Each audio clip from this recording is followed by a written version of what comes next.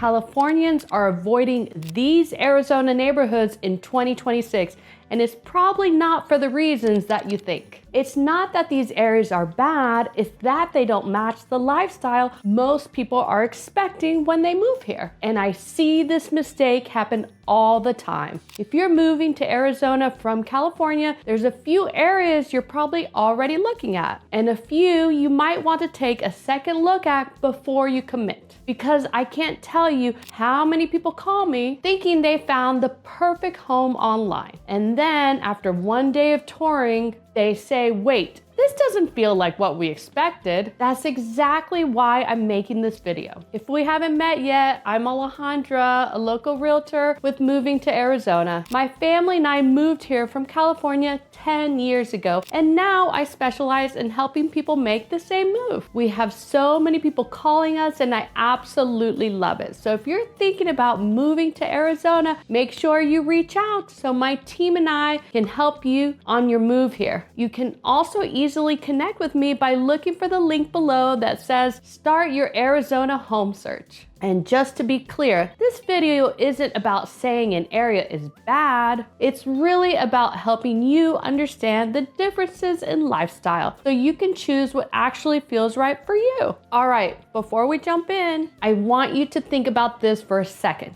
What do you actually want your day-to-day to feel like? Because that question is what ends up changing everything. Let's start with Central and South Phoenix. This is one of the first areas people ask about, mainly because of the location. You are so close to downtown, the airport, restaurants, entertainment. So on paper, it looks really appealing. But here's something really important to understand. You have to be very intentional with where you live, because you can have a really nice gated community and then literally right across the street, the area feels completely different, more run down, not as well maintained. And if you're not familiar with the area, that can catch you off guard really quickly. So it's not that Central or South Phoenix is bad. There are definitely pockets that people love, but it takes a lot more guidance to make sure you're choosing the right part of it. And a lot of California buyers just don't want to have to think that hard about those kind of location details. They're used to more consistency. Next up is Maryvale.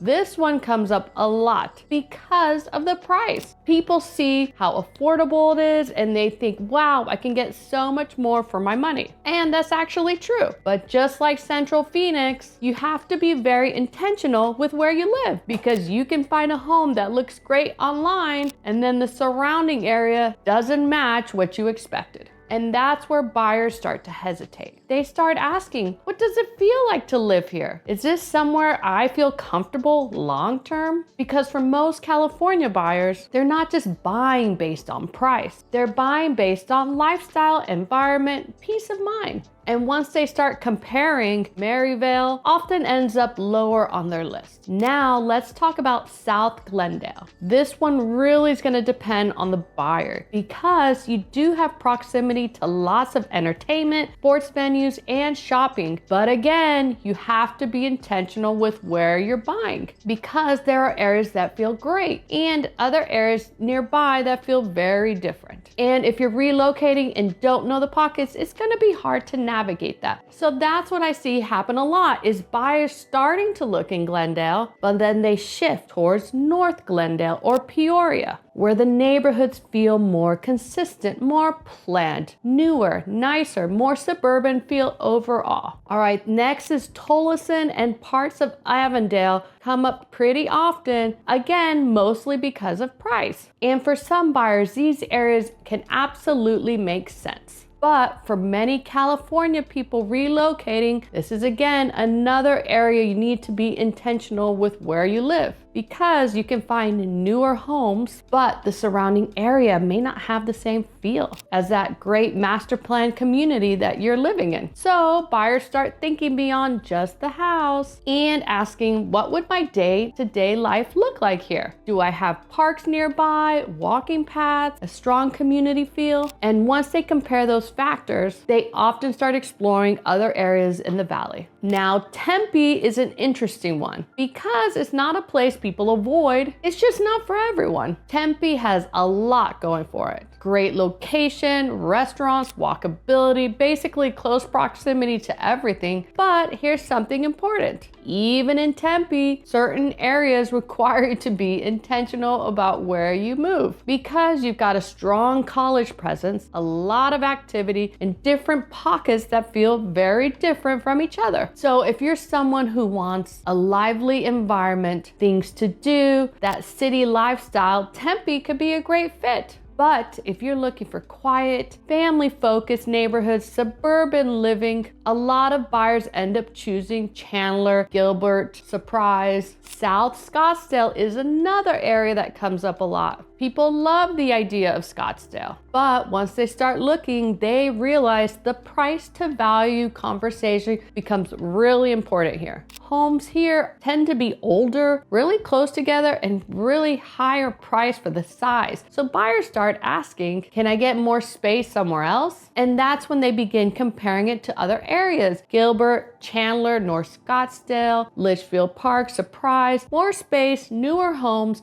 and better overall lifestyle fit. And this is the moment where everything clicks for most buyers because they realize it's not about which area is good or bad. It's about which area fits how you want to live every single day. So when buyers start ruling out certain areas, here's where they usually end up focusing on. There's Gilbert, Chandler, Queen Creek, Peoria, Ahwatukee, Verrado, Surprise, Litchfield Park, and Buckeye. And the reason is because they're pretty consistently built. These areas tend to offer more master plan communities, newer homes, parks and walking paths, stronger neighborhood amenities, homes on land, more predictable suburban feel, which is exactly what a lot of California buyers are used to. If you're moving to Arizona, the most important thing you can do is not just look at homes. Look at the neighborhood, the commute, the lifestyle, and how you want your day-to-day life to feel. Because the right decision isn't about the cheapest area or how the house looks online or even the most popular one. It's about the one that fits you.